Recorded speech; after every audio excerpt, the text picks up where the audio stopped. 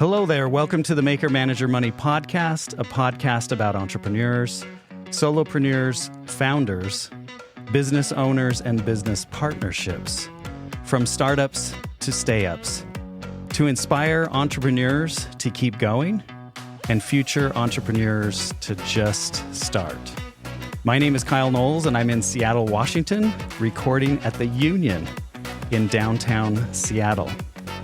Today's guest is LaSean Smith, a visionary investor and business strategist. With a background in software at Amazon and Microsoft, LaSean has deep expertise in artificial intelligence, behavioral economics, and systems engineering to reshape the landscape of business strategy. With over $450 million in capital deployed and several patents to his name, LaSean is a trailblazer in utilizing AI and machine learning to drive business success. His book, Values-Based Business Design, is an Amazon bestseller, reflecting his successful approach to high-growth product development. As founder of Kager Investments, he propels software companies to exponential growth, emphasizing financial returns, relationships, and time efficiency. LaSean's philosophy, deeply rooted in Stoicism, focuses on reaction mastery and the vital roles of position, people, and process in achieving business success. Welcome to the podcast, LaSean. Kyle, great to be here. Let's keep it loose, have some fun. Let's do it. All right, where should we start? Where should we start? Well, I just finished your book, Values-Based Business Design. Cool. Appreciate that. I totally wish all my podcast guests had written books that I could read before doing their episode, since I feel like I know you so much more and better than I otherwise would have. So I guess my first question is, what are the words that describe your values? Well, I'll start with two things. First, my personal values are easy and top of mind. I have a North Star. I think everyone should have a very concise North Star or constitution. Mine's 6 words and 3 sentences. Know thyself, make things, stay free. And it's primarily to make sure I don't, break into jail and do something because of inertia or chasing status or because it was the easy way. And I've really found that, having that, set of words keeps me honest. It holds me accountable. And so that's at the very core. Now, if you expand beyond that, there are words like stay curious. I believe to a large degree, entrepreneurship is just an excuse to be a lifelong learner that pays you very well.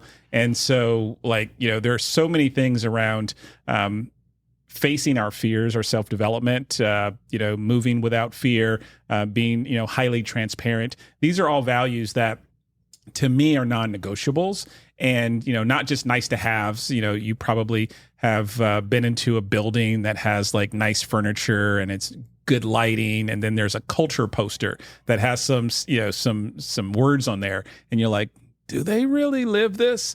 And so I really try to kind of hone down to a list of things that I really can defend and hold myself true to. And then it's a lot easier to find, whether it's co-founders, investors, employees, vendors, customers, people who want to go along on the journey with you because they're like, all right, I understand the promise that LaSean has made, both by himself and through this company.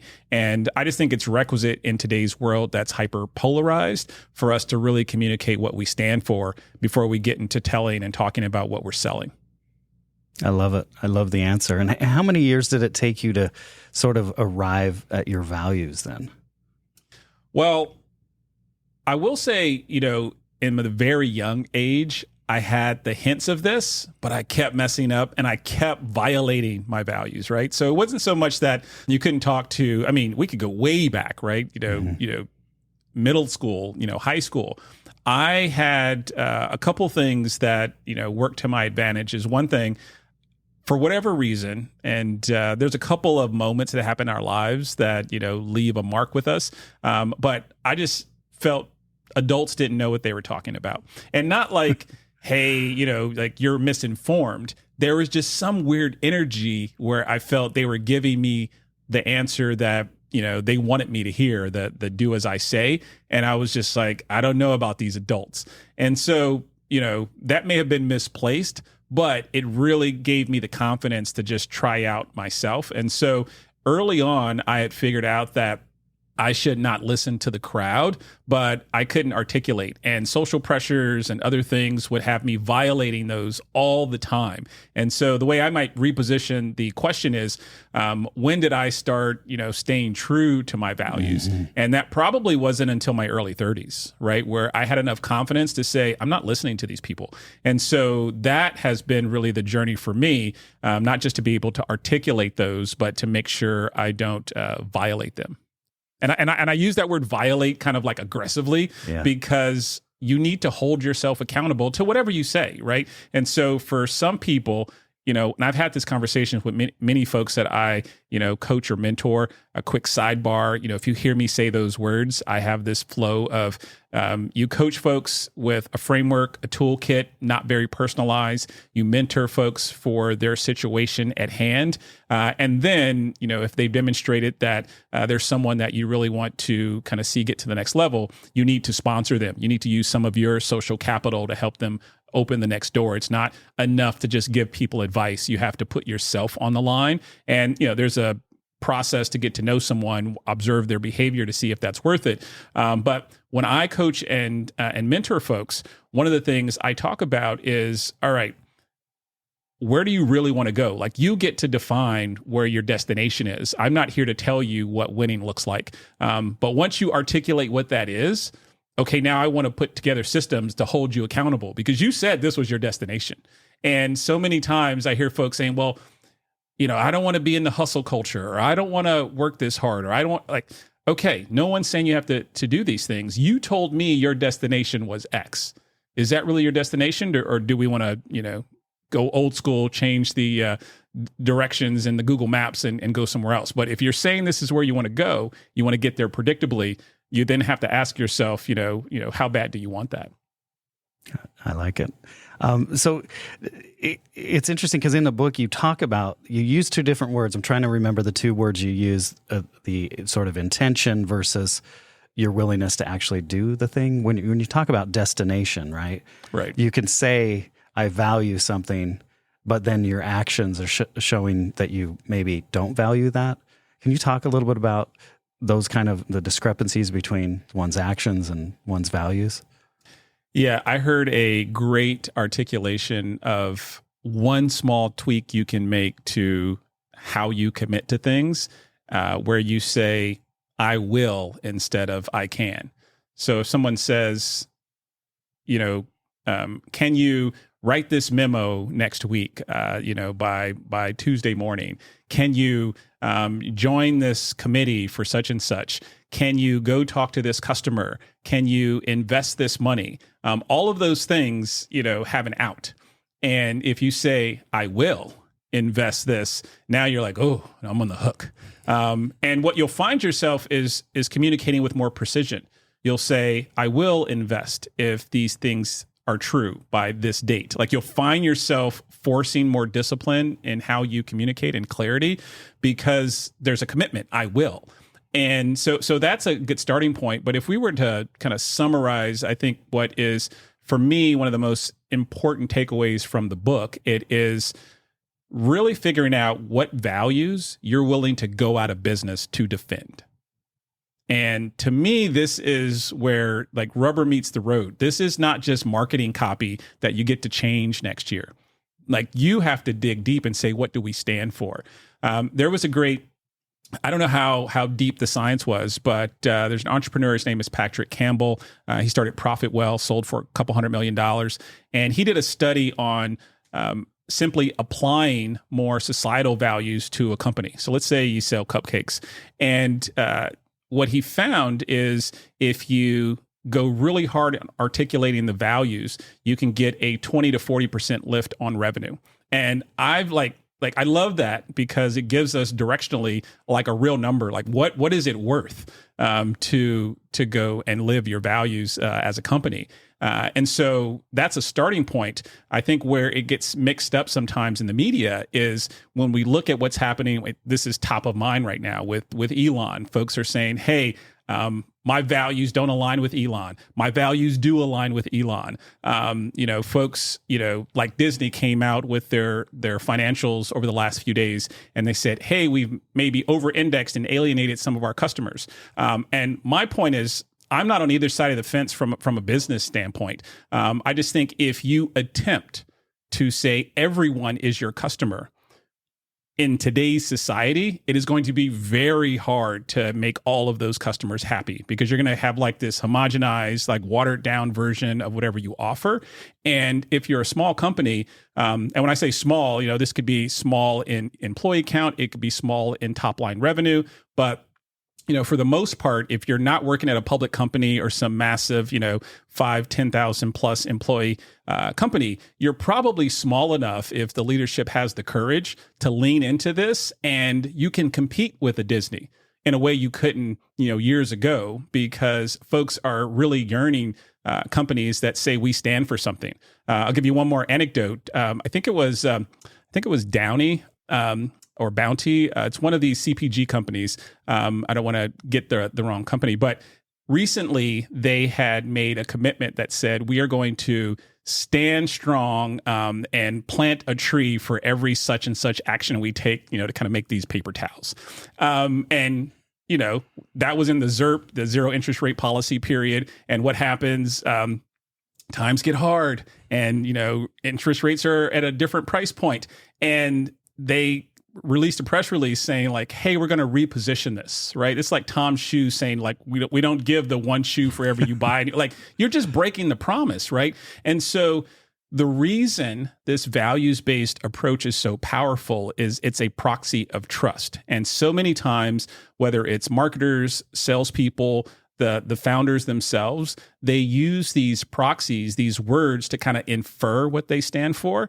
And in a world where it's so hard to cut through the noise and get attention, sometimes you just need to say it. You need to be explicit. This is what we stand for. And if you don't break that promise, goodness, like, you have so much runway, and you may never be able to take that company and then say, we are going to grow to serve everyone. But if you have the right type of investment and capitalization strategy, you never need that. And this is, we'll get to maybe how I think about how to fund and capitalize businesses. One of the reasons I think so many companies should never go the kind of traditional leveraged, PE route or the kind of VC-backed startup route is because you have an edict to get to a certain size in a certain time window. And that's going to force you to start expanding and serving more customers. And, invariably, it's going to test your values, versus your profit-seeking interests. It's fascinating. And do you have any examples of companies that are doing this really well, standing by their values? Well, I mean, the obvious is on the political front. I mean, you can see, conservative coffee brands emerging that say, like, this is what we stand for. And then on the flip side, you'll see folks who have much more liberal, policies. There's a indirect piece that you see in some places where, it'll really talk about anything from like made in America, right? Like that's, I think, a common thing where it's just, whether it's protectionism or some underlying value, for some people, that's a huge turnoff. And they're like, we're a global economy and we need to help everyone. And other folks are like, if it's not made in America, I don't want to buy it. And so I think it's WeatherTech. They make inserts for trucks. If you listen to any of their advertisements, it's very clear they're underscoring the made in America to project their values, right? And for some people, again, what I love about it is it's polarizing, right? For a long time, if you looked at someone like, let's say, Ellen, the reason I find the rise in, I guess I call it fall, but at some point everybody has to exit stage in entertainment. But the kind of the fall of Ellen was so fascinating was because they kind of propped her up as this very popular person where she's very likable, but folks were mostly apathetic. And, so, if you said, hey, do you like Ellen? Like, most people would say, oh, yeah, talk show host. Yeah, she's cool. but people weren't ready to ride and die for Ellen, right? And so as soon as, some controversy entered, the conversation, she's done. Right. And you counter that to folks who are highly polarizing, let's say like a Kanye West. It took him doing some really egregious and extreme things for his core fan base to say, okay, this is enough. Right. But they stuck with him for a ridiculous amount of time. And some of them are still there, which is quite surprising. Again, back to the Elon conversation, there are folks who are highly offended and are turned off by what he stands for, and others are like, that's what I'm seeking. And I think we're seeing this on a public scale. The closer it is to a B2C company, the more I think this starts to matter. So, if we'll stick to the Elon example, as we think about X, there's all this drama going on the conversations he had at that recent interview. At the same time, they're a little more muted at Tesla. People are like, well, the Cybertruck is this dystopian thing, and, Tesla's lost their magic. These are the same reporters just kind of bleeding that over. But then you get into SpaceX, and it's a little quieter. You get into Starlink, and it's like you don't hear any of the conversations. And so I do believe there's a thread here that how can you use values to really drive is, I think, at least for now, going to be more amplified on the B2C side than you might see on B2B. Okay. So I want to talk a little bit about technology. You mentioned Tesla, but just for any companies out there, what do you mean in your book that pursuing technological innovation might not be the winning strategy for all companies? Yeah, I would say it's probably not the winning strategy for most companies. There's a guy, Matt Ridley, he wrote a book called The Rational Optimist. And I really like, businesses or books rather, that can stand the sense of time and you can apply them to your business over the years. Sidebar, quick hack. One of the things I love to do when I find a book that has been around for a long time, I go on eBay and I want to go find like first, second, third edition. So if someone says, hey, there was this great book on economics or human behavior and it was published in the 50s, I'm all about going and finding an old version and not the reprint. Two things. One, there's just some kind of history to it I find cool. And they're so cheap, right? Who wants these old books? But the other piece is sometimes they're formatted or structured differently, and you really get some magic by reading the old version. And so I'm always looking for those books that are standing the test of time, and then looking for modern, current books, the last 10, 15 years that I believe will stand the test of time. And this particular book is one of them. And the key takeaway is, if you are trying to go and start a business, you are going to succeed you're going to have the highest chance to succeed from your ideation, right? We can talk about people, process, and positioning, later on. But if you don't have, kind of that core nexus of an idea, you need to figure out your point of view. What's changed in the world that you believe is worth chasing that other folks don't see? And his point, which I really love, is like, what you want to do is be a contrarian that has an optimistic view that is also pragmatic, i.e. rational. So that's the rational optimist. And the reason I love the flow here is you're trying to find things where the rest of the world sees everything going in one direction and you see it going in the other direction, and it's optimistic. And so AI is one of these things. When I see the media coverage, I find it fascinating that people want to project, and it's not surprising, but it's fascinating. They want to project the idea that if IA comes, they're just going to make us work for them. That's the human condition coming from a place of scarcity. For thousands of years, we've lived in a world where we didn't have enough food, we didn't have enough energy. And so our brain thinks, oh, well, when AI, becomes, we hit the AGI level, it's just going to make us work for them. We're going to be their employees. And it's like, no, I believe that, even if we get close to AGI, what those tools, I'm not saying like, is it going to be sentient, but regardless of its capabilities, it's going to say, well, what is scarce? Energy is scarce. All right, let's go figure out, maybe cold fusion is just a few large language models away from like solving unlimited energy? What does that do to all the wars that we have to fight, right? We fight so many things around resources.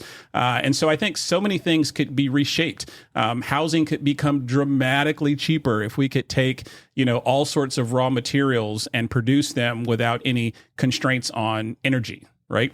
And so I don't believe that, AI is going to lead us down to some other, kind of dystopian future. Now, I think the humans with more leverage with these tools are going to be who humans are. And so they might do bad stuff with these tools. And maybe we can come back to AI later in the convo.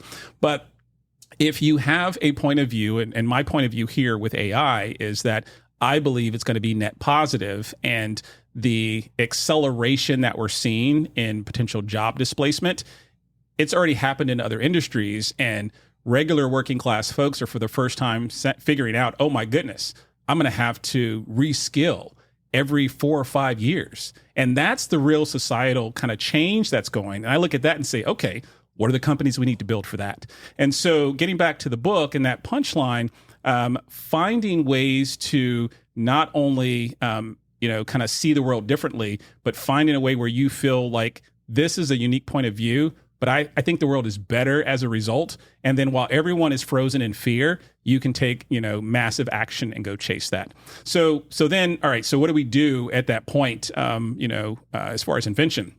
The same author, he has a new book that talks about invention. And I think it's not surprising that he's written, a couple books in the same category. And he has this nice framework that says, first, you're going to look at the inventors. And the inventors almost never win. Then you're going to look at the innovators, and the innovators are the folks who go make it real, right? So if you look at someone like Apple, for instance, Apple's not really an inventor. There's not a ton you can look at. There's some material science and other things they've done that's pretty cool, but they haven't invented that much. And yes, they got plenty of patents and what have you, but like, orders of magnitudes, that's not the place of invention. That's the place for innovation. I worked at Microsoft for a while, and I would have buddies who say, like, Microsoft just stole this idea from so-and-so. And if you look at the history of Microsoft, there isn't a ton of original invention. And we want to tell ourselves these kind of societal flows that, oh, the inventor gets compensated. Almost never does the inventor get compensated. I mean, you can go way back to, Tesla and Thomas Edison, like it just does not work out that way. And so I believe that the inventors, if you're drawn to be an inventor, go for it. Know that your ability to capture economic value for your invention is going to be low, because over the course of time, ideas are worth zero. Execution is worth everything. Now, it doesn't mean we shouldn't celebrate these folks and, give them accolades and find other ways to support. But the idea is not really the magic. This is one of the reasons, people will say, hey, LaSean, I got this great idea. I need you to sign an NDA before I share it. Like, no. Like if your idea is so fragile that me hearing it puts it at risk, you're not getting any money from me.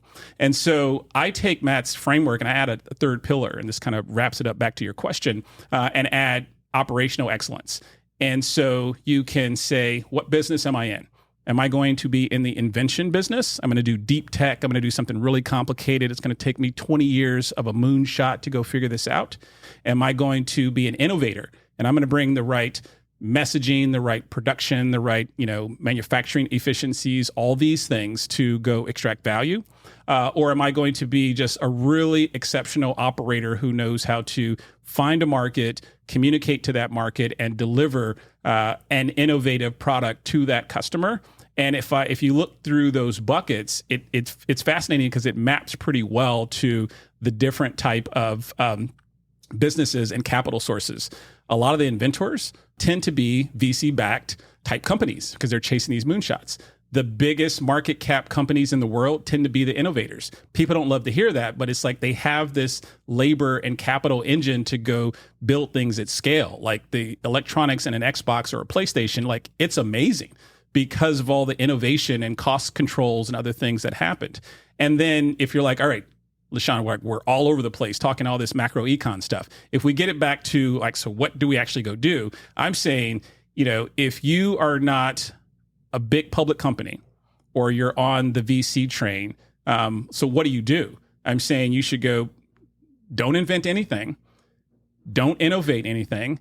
Go find an innovative product or service, use your unique set of values, and go operationalize how you sell that. And you get super tight on how you run customers through that process that we understand, right? How do they know, trust, buy, use / retain, and then recommend your product? And that is the economic engine. And so if you say, I only have, $500,000 to get going, don't pick those first two buckets. You're going to break into jail. You're going to get in trouble. And what you really should do is focus over here on building a cash machine. And then over time, if you decide to move into one of these other places, your company grows up to IPO and it becomes an innovator. You want to carve off dollars for R&D and you want to chase a moonshot, all good. But I think most folks are going to be misserved if they start in bucket 1 or 2. Is commercialization another word for innovation or not? I think the Venn diagram it overlaps. Okay. When I think about, that innovation space, there really is something in the way we celebrate artists and, other types of creators where it feels dingy or dirty when it's like, well, this person came up with the idea though. And then these folks just figured out how to sell it better, or they figured out how to manufacture it for cheaper. And I don't have a great comeback to why the world is unfair like that. But when I talk to, kind of fine artists, folks who are actually in art and culture, I talk to people who are doing, creative endeavors in the context of capitalism. A lot of times they really struggle with the world's not, rewarding this idea. And I'm like, all right, if you want to go out and march, go for it. But if you want money wired into your bank account, you need to, embrace this truism and go figure out how you move further down the spectrum. Okay. I would like you to tell the story of getting into entrepreneurship when you were 9 years old. Yeah, so many things are about our environment, right? Like I said, I had some peculiar kind of behavioral things where it's like, I don't trust these adults. But generally, my success has come from the people around me having an amazing set of mentors and, great family structure. And so we were, most of my childhood coming from a place of kind of, deep financial insecurity. And it wasn't, to the extreme as others where maybe they're homeless or what have you. But there was no question that we weren't, the family on the block that was doing it. And through my life, a few things happened. So I won't go super deep on, all the chronologically, but I think it's important to hit a couple beats. I was in kind of the inner city, south side of Chicago. My dad was a musician, and he ended up getting sick. And he had to kind of figure out where we were going to move. At a certain point, he was in the military as a guitar player, and he had been stationed in different places. And there's actually a job for that. I didn't know that. They called it. It was the Navy show band had a subset where there was like a 5-6 piece, and his day job was to go practice and then go play on behalf of America. So pretty cool job. But anyway, he had to go figure out where he was going to live. And we moved from Chicago back to Arizona, which we had lived for a short stint.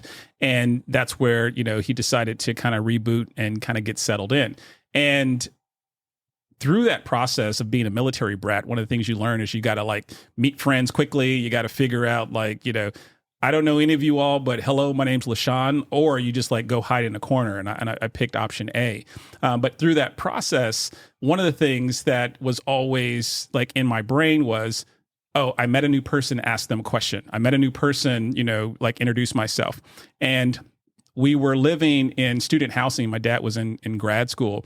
And we went to my mom was with a friend. We went to some type of wholesaling place, not quite a Costco or Sam's Club, but something similar to that. And I'm like, I want to go in. And they're like, why does this boy want to go in here? And because I'm just curious, right? So that curiosity led me to kind of tag along. And I felt like I was in some magical place because I start seeing all of these bulk purchase items. And, my arithmetic was okay. And I was like, how is it this price? This is half price. 35 cents on the dollar. My brain is like, is there something illegal going on? Like where have they taken? And I'm like, this is like 9, 10 years old. Like I'm very young at this point, but I felt like it was this magical place. And I said like, well, how do you get this? And she's like, well, you have a wholesale license and then you can come buy this and you go. And I was just like, what in the world? So short part of that segment of the story, I got $20 from, birthdays or whatever, and bought a box of candy through this relationship. And then I went to the playground and I just sold it. And I was like, oh my goodness, I thought I was rich. I was like, I took this $20 and I had like $45. I was like, oh my goodness. And so I didn't really want anything. I felt like, I've had this moment a few times in life, and I'll date myself by this, but there was a point when digital music was getting disrupted and Napster had come along, and you could go on these threads and download albums. And I was so fascinated. I was like, this is going to go away. I could get all these albums. I was like staying up till like 2 a.m. like I found another great one. And I listened to I wasn't even listening to the songs, right? So I'm here pirating music, downloading, this music to a hard drive because I felt like this was so amazing. That feeling that I felt then is the same thing I felt with this little candy situation. I was like, this is going to go away. And so I wasn't trying to take this money and buy something. I was like, I need to take this money and go buy some more as quickly as possible because this is going to go away. And my little brain was just too immature to understand how business worked. And so it gave me all this irrational motivation. And I just kept, moving through this process. And, I learned so many things from there, how to accommodate what people wanted versus what I wanted, how to kind of leverage that into other things. I ended up buying video equipment and computers. And I was like, by the time I hit my teenage years, I had a crazy amount of equipment in my bedroom, and it was just from selling this candy. And it never left me in my brain that, if you could find a kind of a unique pain point for some folks, and you weren't afraid to build the sales muscle,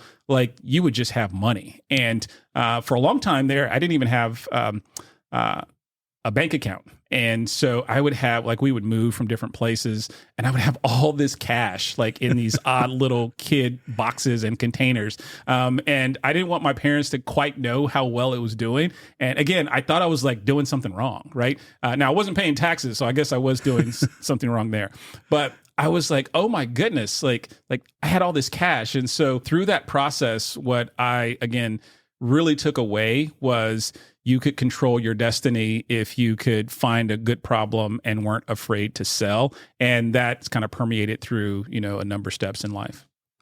And so you take this money and you buy your first computer. Mm-hmm. Right? Well, not my first one. My parents bought my first one. That's right. You had a TR or whatever. It was an MC10. MC10 that plugged into the TV. This was not. Yeah. This was not the high tech. Yeah, you weren't going to build the next Facebook with this computer. But that gave me. That was like the entree into the world. Mm-hmm. And then I said, well, hey guys, to my parents, you need to buy me this other computer. That's ridiculous amount of money. And so then the candy unlocks, my ability to go buy those add-ons, kind of chase the latest thing. And it was really powerful because back then there weren't a lot of folks who were I write code. And so you could talk to almost anybody in the space and they would strike up a conversation with you because, it was such an odd thing. And they're like, who is this little kid? By the time I was a teenager, how does this kid know about any of this stuff, right? And so, back to the power of mentorship and coaching, I just met some really nice people who would take me to the side and be like, well, it doesn't actually work like that, but since you're interested, go do this. I found that, if you take their feedback and come back really quickly to them and say thanks for the feedback, here's what I did, they would get energized, they give you more information. And so that's another kind of tactic I've used throughout my life. But yeah, I would use this candy money to go get this equipment. And I had no idea that technology would be this massive lever that you could use to create economic value. And so you taught yourself to code. Yeah. Right. And what was the first programming language that you learned then? Well, back then it was basic and assembly. Assembly was like, to this day, writing assembly is like this thing in my brain that really hurt. And I realized like, all right, I love more of the applications versus like the operating system. And so that's where I wanted to play. But the takeaway there was I kept learning, what do the people want? Right. And so I would always try to like find a project that was based upon what some other folks want. In our house, we would play Scrabble. That was like one of our, family games. And I was obsessed with building the perfect timer.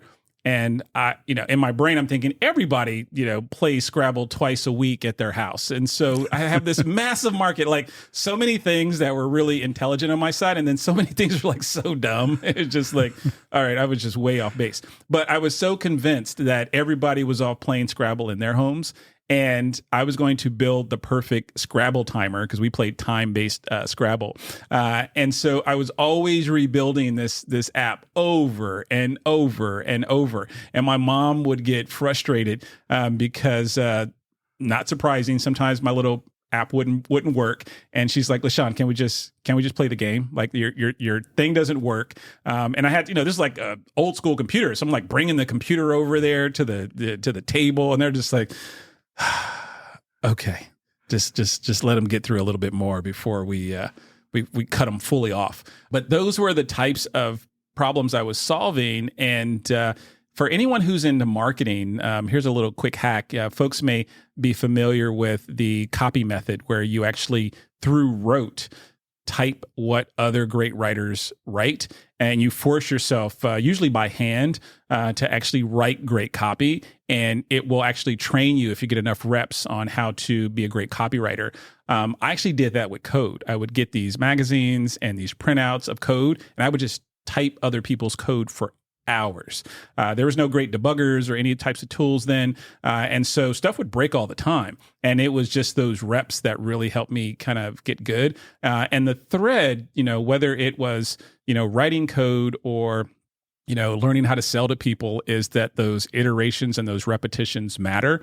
The consulting company, PwC, they have this framework called the BXT, and it stands for business, experience, and technology. And they're obviously selling consulting services, but their pitch is most businesses have a owner on one of those three. So if you're entertainment, you got someone marketing the business, you got someone doing the creative, you got someone, on the craft of the crew actually producing the movie. If you are making, Doritos, you have somebody has to go figure out, what's the flavor and all those things. Somebody has to go run the supply chain and manufacturing. Somebody has to go, do the next TikTok Super Bowl ad or what have you. And so I really like the idea that regardless if someone's listening to this and they're like, well, I'm not into coding, or I'm not like, that's not the takeaway. The takeaway is there are these elements that almost every business needs. And if you really invest the time in rapid iterations, you're likely going to kind of get there more quickly. And as there's that saying, success favors speed, you really need to move fast to win. And then so from early days of learning how to program and copying code and things like that, take me to going to university, ending up at Amazon and Microsoft, and what was that kind of journey? Yeah, so much, I believe, of our success is, again, our environments, what we get exposed to, but also feeling and seeing what's possible. So I was doing all this stuff with code, and it wasn't until there was someone in our church who, and it was totally random. I'll use the word random here, but there was this serendipitous moment where he said, hey, LaSean, you want to ride with me, but I got to stop at my office. And here's how my world was. When I was young, I didn't know anyone who worked in an office. Zero people. I mean, plenty of my family, they were blue collar workers, or, whether they worked for the city or, my mom was a teacher. I didn't know anyone who went to an office every day. And I was just like, whoa, I want to go to an office. And when we got there, there were all these computers. And I was like, what are these computers for? Like, my brain is like, other people they use their computers at work. Like I had no idea what was going on here. And he said, yeah, we do data processing. And he started breaking down what it was. And there was two things. One, I saw it Like, and it wasn't some fancy office. It wasn't like, this wasn't like a nice place, but it was like, it was so real. And there's a guy who looked like me. And I was like, and so what do you do here? And he's like, oh, I own this business. And I was like, I was so confused. Like my whole world construct was like, okay, like this is a thing. So I ended up finishing high school early, and I went to junior college. This is another really interesting part of my journey where I was doing so many dumb things. But I finished high school at 15, and so I start full time at a junior college because I was nowhere near mature enough to go off to a proper college myself. But my parents were like, well, what are we going to do with this guy? And so they put me in this community college. We were in Arizona at that point, back in Arizona, and we were. I'd have this crazy schedule where, think about a kid at a JUCO. They don't have that much to do in class, right? And so here I am. I would show up. At this point, the languages were COBOL and Pascal and some of these other things. I think the database was DBase. Another thing I did there, my hubris got in the way. In one of my first classes, I got a D. And this was horrible. I still have that transcript as a reminder because I was just on autopilot. I was like, I got this. This is light work. But anyway, so I got in order. I got on top of the grades, got back to being focused. But I just had all this time during the day because, at like 1:55 or whatever, your Monday, Wednesday, Friday classes were over. Now, not a big deal for a college kid, but for a 16-year-old, like, all sorts of trouble, right? And so I would just get on the city bus. I didn't have a car at the time, and I would ride all around the city. I'd go into stores, I'd meet people. I was just like a really odd kid, but this taught me so many things. I mean, I don't even know if today's parents would let their kids like roam around a large city on the bus by themselves. And I wasn't asking my parents this. They were, they're at work trying to kind of keep everything together. But I just didn't have anything to do during the day. And to me, it speaks to something that I value now is that you need to give yourself space to breathe, observe the world, and kind of find these moments of opportunity. And sometimes we're packing our calendars so jam-packed that you can't, find that moment where there's a spark, where you see something that's an opportunity that you're uniquely qualified to go and tackle. But nevertheless, I decided that once I was wrapping up that associate's program, I go home one day, and I don't remember what my parents were talking about, but they were trying to give me some more responsibilities, and I was like, I'm out of here. So I borrowed my dad's car, and I drove to the military recruiting station, and I bounced around from a few of the recruiters. The Navy guy had the best deal, and he seemed to be the one who was following the rules the least. I was like, that's my guy. And they gave me a really good package. I went in the military and finished my undergrad while I was there. And during this whole process, it was just kind of this oscillation between me being fascinated by media production, but also, just in love with coding. And so once I got out of the military, I still didn't really understand corporate. I didn't understand capital investments. I didn't understand, how the large companies, like a Microsoft even hired, right? Like I didn't think like, well, I should just move to this city and just go get I'm an adult now, and I'm still so ignorant, right? And so I moved back home, and I start working for these small web development shops and other types of things. And then at a certain point, I just got a break. And one of my friends worked at a place that was working on agency work for some national level clients. And they said, hey, this LaSean dude he can code and he can do some front end, kind of design things. And so just by making myself useful, people started, again, coaching me, mentoring me, sponsoring me. And then that led through a course of startup opportunities I got to work at. I had a great friend who brought me in as a CTO for a venture-backed startup they were working on. And I was by far the youngest person on this team, right? I'm in my 20s. I'm the CTO of this business. I knew nothing about venture capital. We had raised, I think we were at $8.5 million at that time. And then we did a small mezz round. And so, for me to even be in this world was like some crazy talk because I understood the tech, but I just kept hearing them talk about the business stuff. And I was like, this is interesting too. But they're like, you're the tech guy, go figure that part out. And I was really I was confused why I didn't get a say, right? And so I became kind of obsessed with what do they know that I don't know? And the woman who ran the company, she had a JD MBA, so she had both a law degree and an MBA. And this was a cluster of folks who, they're pretty well educated. She had gone to HBS, Harvard's Business School, and had worked at Goldman, and there was all these steps. And I was like, all right, so what is this path, right? Because I started researching net worth and how much these hedge fund manager people. I was like, this is crazy. I thought tech money was good. This money is bananas. And I just kind of looked around and said, look, these are smart people, but they're not smarter than me. I just, I don't know the language. I don't have the skills. I don't have the network. And all of that can be learned, right? And so I really believe in focus on what you can control. And so from there, I decided to go to business school. That led me to product management roles. And then I ended up spending over a decade as an executive at Amazon and Microsoft as a result. And in the book, you mentioned you have 2 master's degrees. What were they in then? One was business and one was... The other one's in, it's called EMC. So it's media and computers. And it's really, again, I was at the time, this was CD-ROMs, right? So this is multimedia. This is what it was called. And we were using a program called Macromedia Authorware. And this is a company that Adobe bought years later. It had Flash and some other things in there. Anyone who's into the tech scene, they will remember the time where the khaki-wearing Adobe people were in San Jose, and then all of the kind of purple and blue haired, folks were in San Francisco. So they were all Adobe after the acquisition, but there was this clear demarcation of kind of the environment. And I got to Seattle by an interesting point. I actually had an offer from Adobe to go move to San Francisco to work on this product called Flash. And so the old school folks will remember Flash. And then in the 11th hour, I got an opportunity to come to Microsoft. And I was like, which one of these do I believe is the more durable place? I think I'll have more fun in San Francisco. I think I had all these ideas in my brain, but I was like, I don't know.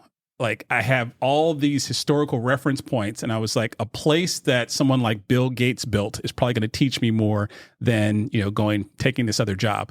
So that's how I got to this region even. But the thread there again was really just kind of taking one opportunity, not being afraid to move from that to the next one, even though there was uncertainty. So do you believe that it's more about the who than about the how? It's funny you say that word. This is I don't know if this is just trending right now. So I've heard that question a couple of times. I think it's both who is the team, but also who is the customer. And I don't believe you can decouple those. I think you could have an individual or a team that is pointed at the wrong problem, for the wrong customer, and it's still not going to work. And it's really, really important, I believe, to do that assessment as early as possible. Yeah, I think I mean it more personally, I guess, because I heard the other day your net worth or your network is your net worth. Oh, yeah. And so it just reminds me of people saying, it's focus on the who, and it's who it's who you meet that creates these opportunities, not necessarily how you go about things. I mean, you have to be ready, obviously, to take advantage of those opportunities. But when I'm listening to your stories, it's like, okay, someone took you into this warehouse, right? Someone's took you into an office. Someone said, oh, what about this opportunity? And you ended up in these different places because of someone. I mean, obviously you were talented, you knew your stuff, but it usually was someone that helped you to get to these different places. Does that make sense? I love that point. I would maybe rephrase it. I like to do semicolon ands on a lot of ideas. I would actually maybe park the why in front of that. So 100% the who goes before the how. I would actually park the why in front of that, because that gets back to the thread of this conversation on values. Yeah. So why should that person care to use their time, their social capital to help a little kid out, right? And, I've continually found that people who are very successful, not marginally, or, they're just, they have their own imposter syndrome. Like, no, folks who generally have figured it out, those are the folks who almost will always help you if they feel you're doing it for the right reasons. Like I've rarely met someone, you hear in our nomenclature, I have all these haters. I don't have haters. I have doubters. I have people who love me who in the past have maybe said, hey, LaSean, I don't know if that's going to work, because they're projecting their fears. But I don't have haters. And so I've really found that if I focus on the why and I'm very honest with myself, it's okay if I meet someone and they're like, this guy doesn't get it. I used to be really offended by, my VC peer friends who really look down on lifestyle businesses. And, I just realized they're playing a different game, right? And it's okay.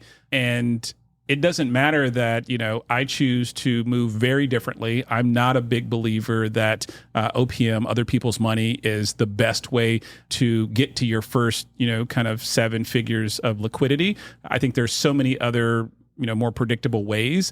But if those folks are playing that game, then they're going to tell you that's the, like your path may be suboptimal. And so 100%, I think the people who you surround yourself with are really critical to all of this. And whether or not they decide to let you hang out with them, I think there's a why that you need to be able to communicate, even if you're still looking for the vocabulary. Okay. I like that. I like parking the why in front of that, and it does lead back to values. Let's focus in on, and then you start Kager.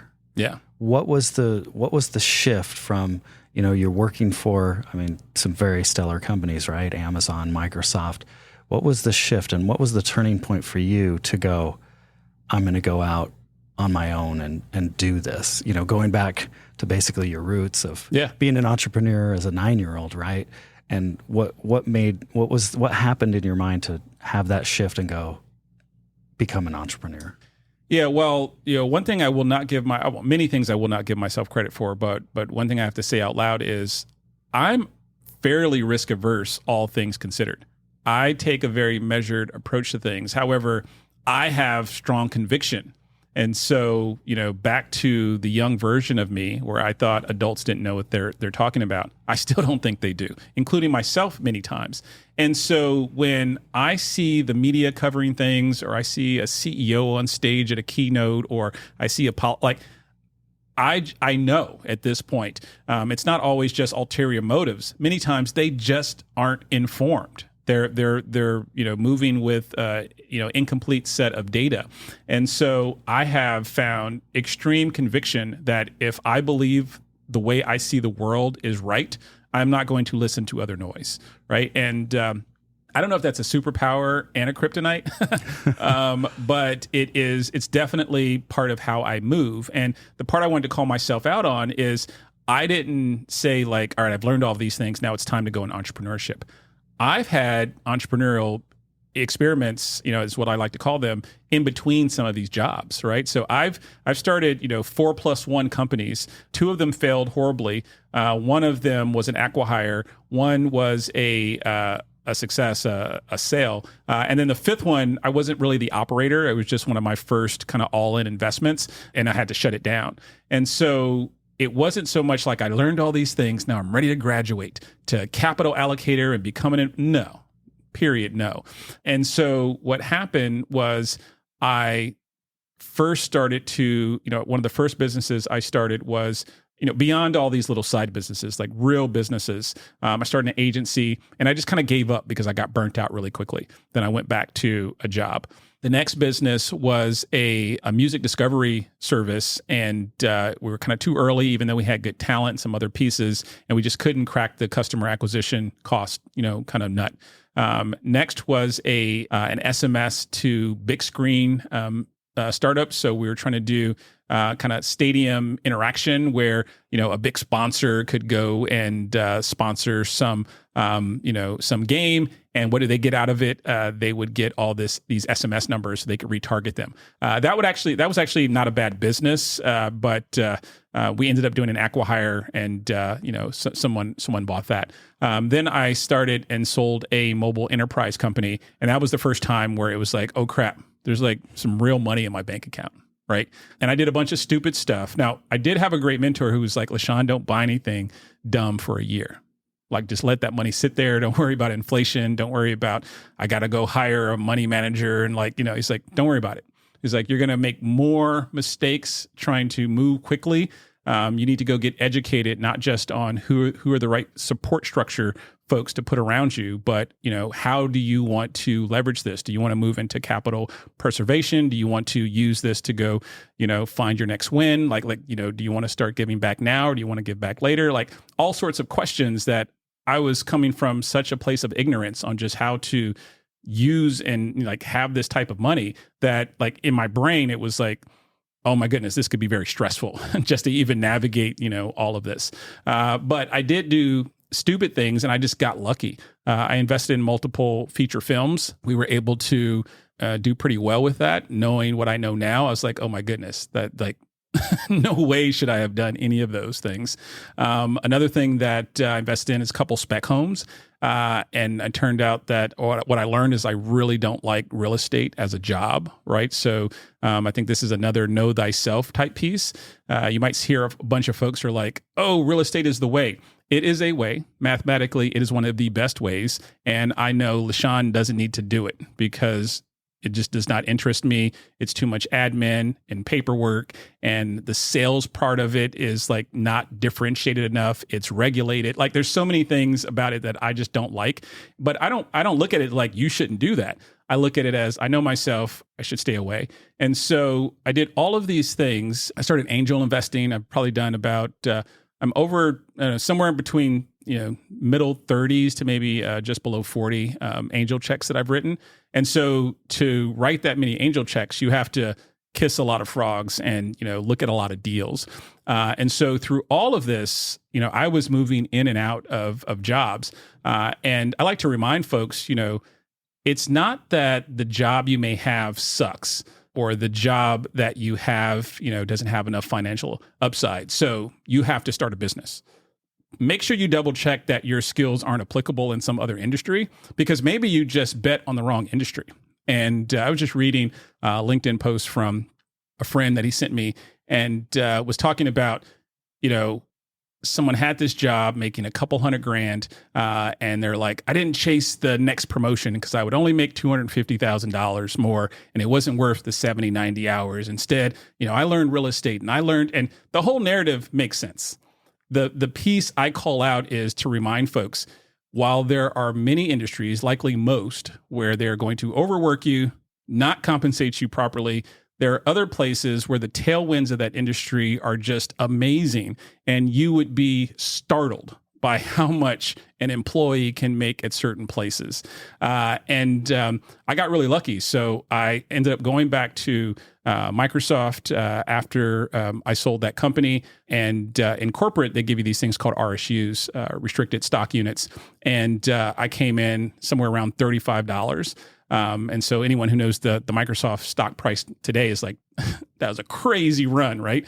And so all of my bad business mistakes got like cleaned up by like one job, right? And so I don't look at it like I'm smart. Like, there's so much luck involved in this. But at a certain point, what I realized was I had accumulated all of these interesting experiences and skills that created options. And just like a financial option, if I don't exercise it at some point, it's worth zero. And I considered VC, I considered traditional private equity, and where I found in micro private equity was a way to play the game on my own rules, where I didn't have to follow other people's playbook, but I could still kind of do the type of work that would get me energized. And so what does Kager do? Yeah, so Kager invests and acquires and incubates companies, and it's an investment vehicle that I created to do what's called micro private equity in permanent capital. And really what that means for folks who are like, what's that? Is that an option I should consider? It's investing in businesses where you have no predetermined timeline to return the money. And most, we'll put hedge funds to the side, but most VCs and private equity firms will use a lot of leverage. They'll use debt. Back in the 60s, there was this thing created called the LBO, the leverage buyout. Got really popular in the 80s. The big kind of historical deal was Revlon. Somebody basically, the way LBOs worked is, and they still work, is let's say you've built a company and it has the equivalent of a FICO score, right? It has a business score, and you can use that to go get loans, right? That's what S&P and some of these other companies actually were founded on. They were there to kind of rate the credit worthiness of a business, and so private equity general partners would come in and say, this company has a great credit score, and they would go raise a ton of debt, get a big loan, then they would pay what was called golden parachute to all the executives, and then the executives would sign off on this deal that may or may not be in the best interest of the company, but they're like, crap, they're going to give us all these crazy exit packages. And then they load the company up with debt. They take a distribution from the company to pay themselves early up front, and then maybe not, the company does okay. And this is how private equity has been run for decades. It's also why sometimes it gets a bad rap. But there are folks who are great operators who do the right thing, and then there are other folks who they're definitely bad actors. And then there's massive companies that are so big it's kind of hard to unpack if every deed is evil or every deed is good. I'm talking to massive folks like KKR and Carlyle and Apollo and some of these folks, and they routinely do $3-4 billion investments. But the core with all of that is, where are they getting that money? Mostly institutional capital and retail money from like our 401ks, right? And so there might be a pension, a university endowment, like all these folks are giving them money to go buy companies and run them. And they typically have a time horizon, 3 years, 5 years, 7 years, where they have to go return that money. And there's an artifact called a PPM, a private placement memorandum. And that is the document when you're raising money for your fund that you have to say, here's the type of companies I want to invest in. Here's, how we're going to use that money. Here's when we plan to return it. And this has all sorts of security and trading rules attached to it. So if you say something in this PPM and then you're like, no, we're actually going to go, buy like solar plants and go arbitrage that, like the SEC is going to come knocking at your door and you're probably going to go to jail, right? And so your fiduciary duty on this whole thing is super, super important. And so I looked at that and I was like, all right, I like the idea of learning an industry, finding a problem for a specific customer, target audience, and then investing in that. But I don't want to have to deal with all of these rules. I don't want to have to go eat random, steak dinners in Omaha. Like, I want to do all this stuff that's required to, to make sure you keep your limited partners happy. And if you take their money, you have to do all the accounting and all this stuff for years. Many times a fund doesn't wind down for 10 or 12 years. So you can't just break up with this idea because you have a new thing that you want to chase. You got to commit there. And I know myself, right? Know thyself, make things stay free. And I was like, that ain't me. And so I said, how can I take the structural elements of private equity and go do something different? And what I found was what today is pretty popular and known as a holding company, where you have private, usually family offices, where they hold a collection of businesses. Sometimes they're related, sometimes they're not. And when I found this structure, I was like, this is it. And the beauty of permanent capital is that you're making a promise that you don't have to sell this company in 3, 5, 7 years. You're structuring it so you get paid off of just the profitability and so the cash flow. So the number one metric I look for all of my investments is just free cash flow. I'm not trying to take a company public. I am not trying to do an M&A deal and sell it to someone else.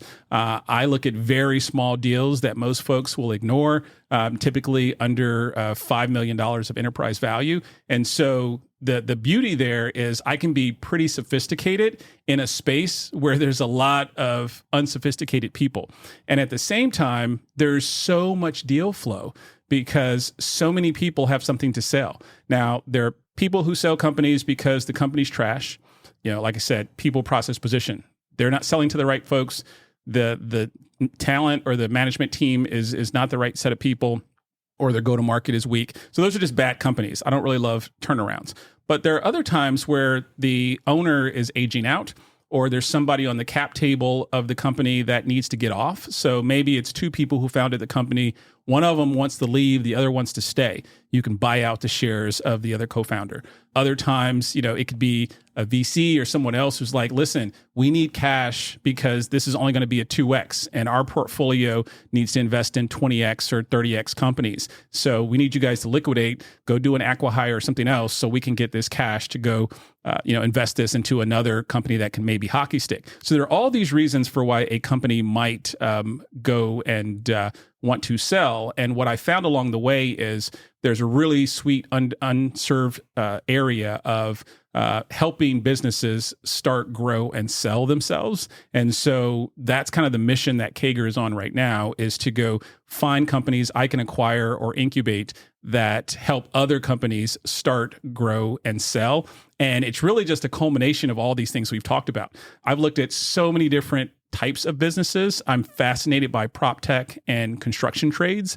But when I have to put my money where my mouth is, I'm like, what LaSean do you know really well? I know how to start a business. I know how to grow it. I know how to get it ready for selling. And when you look at the companies in that value chain, there's just a lot of, poor brands. You can't name who the winner is. People are, they're not very well run. And so there's just so much opportunity in that category. So it's just like a little niche, a little lane. And it's really exciting because I get to take all the pieces from this journey and apply that almost every week. And how long has Kager been in business then? So we just hit our anniversary year. So this is year one full time. One of the things that I love to tell people is go try this stuff out on other people's dime. So I was still working in big tech while I was starting my investments. And so I've been, as I said, I started as an angel. And then I started looking at these more esoteric deals, did some real estate syndicate deals and these types of things. And so I've been investing for about a decade.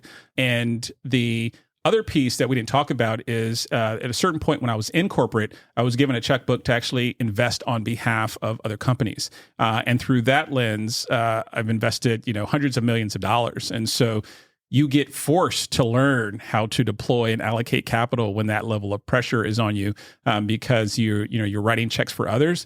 And so that was almost a proxy to other people's money, but it was just through an employment job. And so when I quit, somebody else takes that job and now they're the capital allocator. But those were the steps along the way to both give me, I think, enough reps and the clarity on how to focus. Also, the beauty of doing a low leverage model today, it's just myself, my capital, and 2 family offices for the capital that I deploy. It's not a complicated set of conversations on when to write a check. I can many times get to a term sheet in 2 days. And so I don't need to string people along, have all these kind of crazy conversations. Now, they may not like my number because they've romanticized that they're worth 4 times revenue. And I'm like, no, you're worth, 2.5 times EBITDA or cash flow. I'm pretty apathetic about it. I'm not here to save people, but at the same time, I want to be very honest. And if I'm not the deal for you, I don't want to waste your time. And so it's a really interesting world because there is so much opportunity. And even in this first anniversary that we're hitting, as I'm looking, I'm like, I need to focus even further. Like I described that niche and I'm like, I need to focus even further because there's so many things. You can almost get distracted, talking to so many folks, looking and taking so many calls, talking to so many business brokers. And at a certain point, you're just like, all right, the more we hone in on something unique from a thesis standpoint, the more I'm going to be able to find these kind of hidden gems where other folks may be ignoring. Congratulations on your 1-year anniversary then. And what does the future hold then for Kager? What does it look like? Well, I think the biggest thing is applying a lot of the things that, I talk about when I coach and mentor folks. It's like, how do we operationalize that? I keep coming back to this theme that, why does most businesses break down? People, process, and position. I don't have product in there. And a lot of times people are like, oh, if I just had more money, I could make my product better. That, if you think your product is like your favorite recipe, it's a sandwich, your sandwich probably doesn't taste good. And so, yes, you should go make a better sandwich. You're going to make a better sandwich by having a better process. You know what I'm saying? Like, you're not going to know how to improve this unless you're moving quickly. And so one of the things in the military that I learned was the OODA loop. And so this is where you are kind of creating a feedback loop to go figure out how you take action, right? And so many times people think they're moving fast and they don't understand what fast is. I like to say big corporations move in months and years. Mid-sized companies move in weeks. Fast starting, startups move in days. And if you're just getting off the ground, you need to move in hours.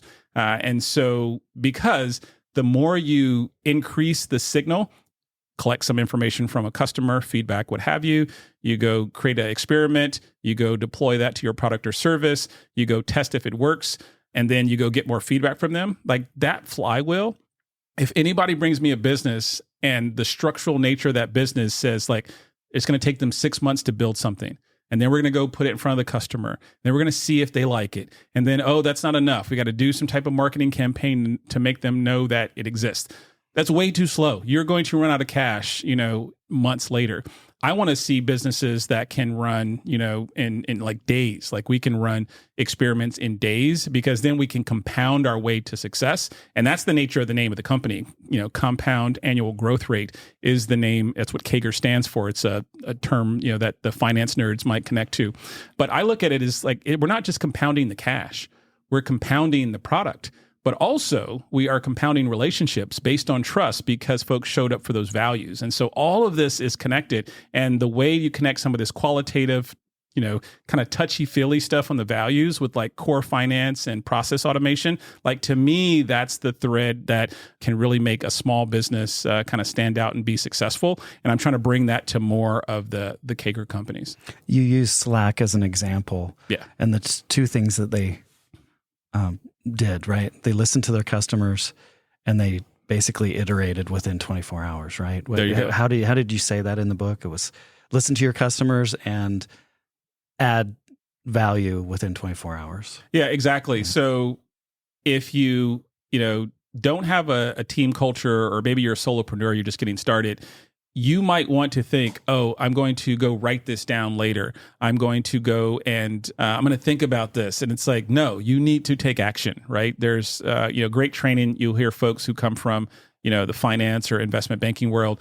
They'll say, like, if you can solve the problem in 5 minutes, like, you don't take an action item, you do it right then, and you'll just find that you move so much faster when you move that way. But the reason I like and use that rule is that when you get signal, ask yourself, what can I do to go put this into action in the next 24 hours? Now, maybe there's business, day delays, and so your Friday is a Monday. But the takeaway is, don't say like, oh, well, let's discuss that on our next standing Wednesday meeting. Like, I had to catch myself when I used to manage teams. As I started managing larger and larger teams, I would get into this trap that was like, okay, I need this business rhythm to be predictable. And so I need to like break this thing in chunks so my admin knows how to manage my schedule. But I was introducing all of this time suck. And I just kind of broke the rule and said, this is all on demand.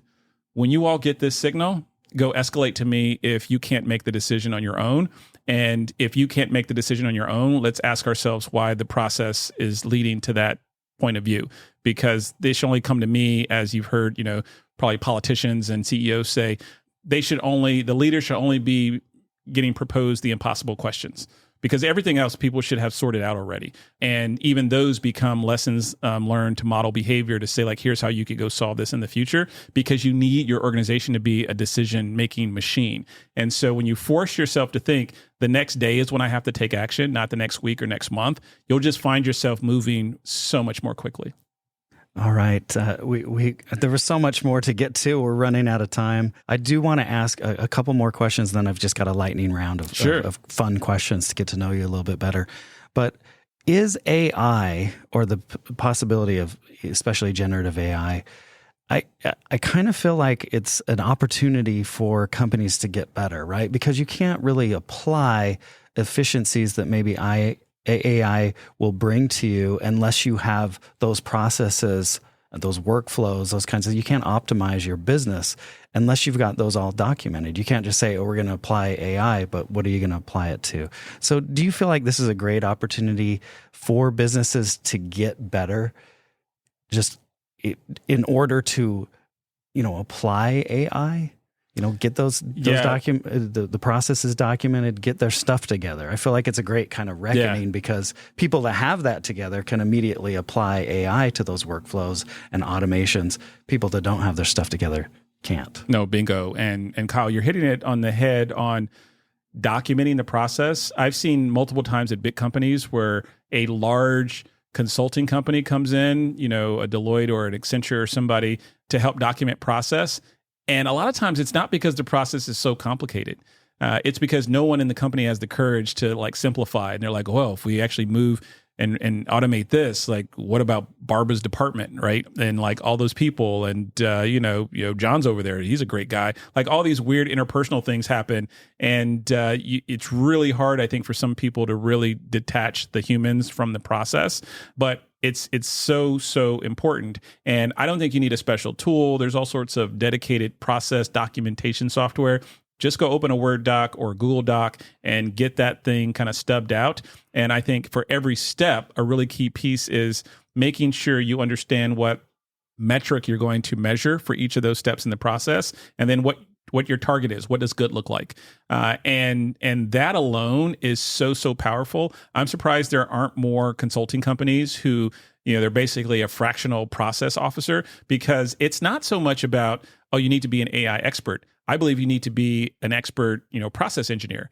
And then it's really easy to go canvas all of the available tools out there to then figure out, all right, can this particular tool solve this particular metric? Because now we know what good looks like because we have a target against that metric, instead of oh my goodness, new AI, what should I do? The Claude LLM, the OpenAI, I just had a dev day. Should I pay attention or not? It's very easy to go parse these things. I will say a few things that I think are going to shift for anyone who's specifically either a vendor or buyer of certain types of software, or folks and startups who are in this space. I believe this is a bet I'm making, that autopilots are going to be much bigger than copilots. And so if you look at what's happening with folks like Microsoft, we'll use them as an example, but almost every company is following the same model. They're saying, listen, we already have a existing product. We're just going to add a copilot to this. And the reason they're incentivized to do that is because that's just really simple expansionary revenue, right? The math on that just makes sense. But I think that's leading to the second piece that I think is going to really be reshaped is, I believe, per user pricing is going to be really under duress very quickly here. And so the idea that your SaaS package at $29, $49, $99, all the way down sometimes to, $10 a month per user. And you're like, yes, but we sell to these massive enterprise companies and, we're going to get 10% of their 10,000 employee base. And so, they do all this napkin math that we know on SaaS. And I think that's going to be disrupted because more and more of the process is going to be what is the focus of the solution. And as those are autopilots, where there's no human involved in the middle, maybe in bookends of the process, you can't justify charging each human because there won't be many humans in the process. So anybody who's either a buyer of this type of product or is thinking about starting or investing in this type of product, I think those are two things. And the third, which I believe is related, a lot of SaaS today, and I'm using SaaS because it's a place I spend a lot of time, but it has knock-on effects that people can extrapolate to other industries. It's a really simple product. It's just what folks call forms over data. And forms over data means that you get a web form, you type in some information, and some workflow kicks off. And most of SaaS is that. Very few is oh no, we do this live video streaming and we transcode on the fly. No, stop it. Most of these things are just simple web forms, kick off a workflow. Maybe there's data connectors to other systems, and that's mostly what it is. And I believe those types of that category is going to collapse. And the Salesforce and the other large players are going to be just fine because they're going to figure out how to move into this next wave. But anyone who's starting a new company and you're oh, my company looks like the old SaaS companies, but we integrate some ChatGPT or something. Like, no, that is not the winning strategy. I will invest in 0 of those companies because I think in the next 36, 48 months, you're going to look at that and it's going to just be reshaped. And we've seen this time and time again. There were high-flying billion-dollar valuation companies that did XML integration, SOAP integration. Like these were, vernacular and acronyms that people use, and they're like, this is the future.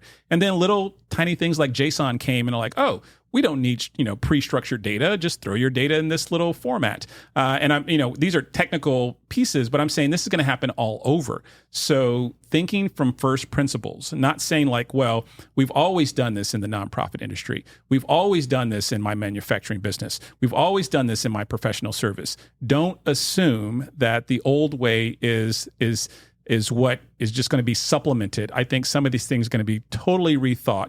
And unless there is a regulatory angle to it, where maybe law can hang on a little longer, maybe healthcare can hang on a little bit longer, but outside of those, some of these other kind of products are going to be restructured very quickly. But that's an opportunity for folks who are starting from scratch. But don't get caught up on thinking like, all I need to do is sprinkle a little AI on top, and now I'm going to 2x my valuation. Right. I love that answer. So let's go through a lightning round of questions, and I might just have a couple more questions for you too. But favorite candy bar? It is the Kit Kat. Favorite music artist? My favorite music artist is going to be Jay-Z, and this is lightning round, but I have to say, many times when we think about artists, I have 2 things about artists. I think number one, you can't say it's your favorite artist if you don't continue to listen to them. So you can't say like, oh, I love this album. Like, no, if someone ran telemetry on your Spotify or Apple Music account, who would you listen to the most? And so I don't care who that person is, but I think, you have to really listen to it to say it's your favorite. It can't just be in the nostalgia. And I loved it when I was 18. The other piece specific to Jay-Z, I love the balance on creativity and kind of business sense. And so that just really appeals to me. I love it because I would say Prince, but do I listen to him today as much as I did back in the day? Yeah. No. So yeah, I love that answer. Favorite cereal? I love odd cereals. And so my favorite cereal is the oddest cereal at the moment. And this sounds weird, but as with many things, I like to taste the buffet. And so I don't have any loyalty to the cereal aisle. Right now I'm eating some type of weird almond vanilla granola type thing. And next month it probably will be something else. And so my favorite cereal is like, what's the hottest club in your city? I'm always bouncing around. So the favorite one is whoever does something weird tells a good story. I love it. Let's see, Mac or PC? Mac all the way. Even when I worked at Microsoft, folks gave me a hard time because I had filled out the exception to use a Mac. That's just how I code. So they allow them in Redmond then? Yes. Right? Okay. Google or Microsoft? This is a great one. Quick call back to AI. So I have companies that are all Google Workspace. And then I have companies that use the Microsoft Teams suite and all the stuff that comes along the side of that. One of the things that I prefer the Google Workspace. However, I got exposed to Copilot, and this is a set of tools that Microsoft is offering on top. And I talked just about these big companies are just adding the Copilot. The reason I wouldn't compete against that space is I think folks like Microsoft are going to crush it there. And the idea that you can talk to your documents, you can talk to your Excel file, you can talk to your PowerPoint, you can talk to your Word doc, you can actually have it take action in some of the PowerPoints, write formulas that you never took the time to learn. That's a $35 a month extra addition. And so for $10 a seat plus $35, you're at $45 per employee. It's almost like hiring each of them an assistant for $45. And so I'm a little torn because I'm waiting for Google to come out with their version of it, but I don't think it's going to be as good.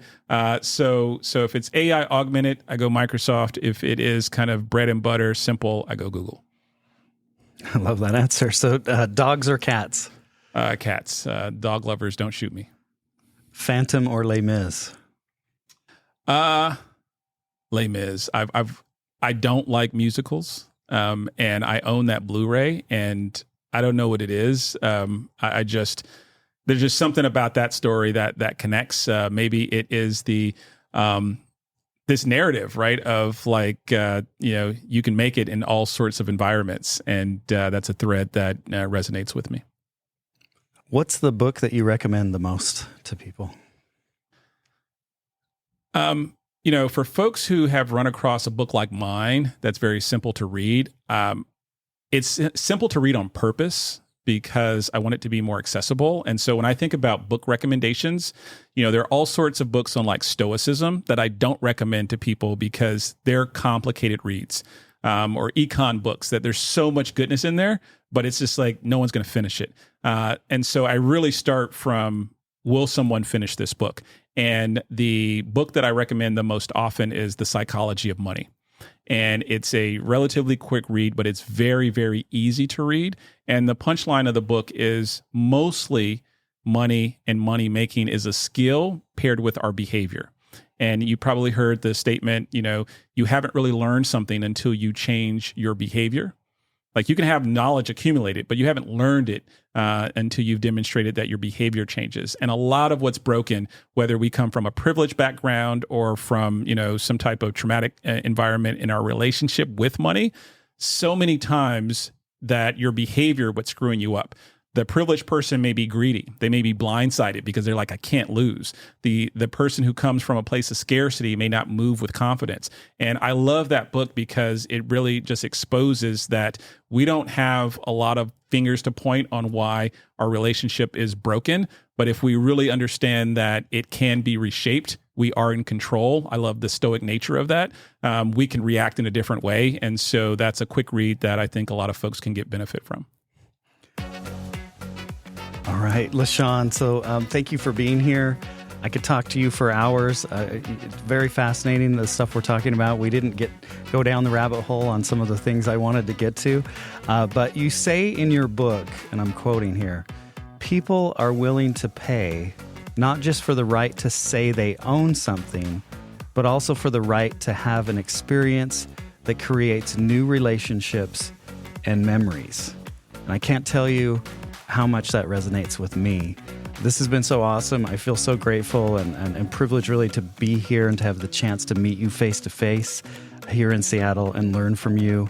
I wish you massive success in the coming years with Kager Investments and continued success in all of your personal and professional endeavors. Thanks for hanging out. Thanks for making the time. Thanks for joining me here in Seattle. And best wishes to you as you grow your audience. I really love when I feel the right energy from someone and what they're doing. And I'm proud to be part of the journey.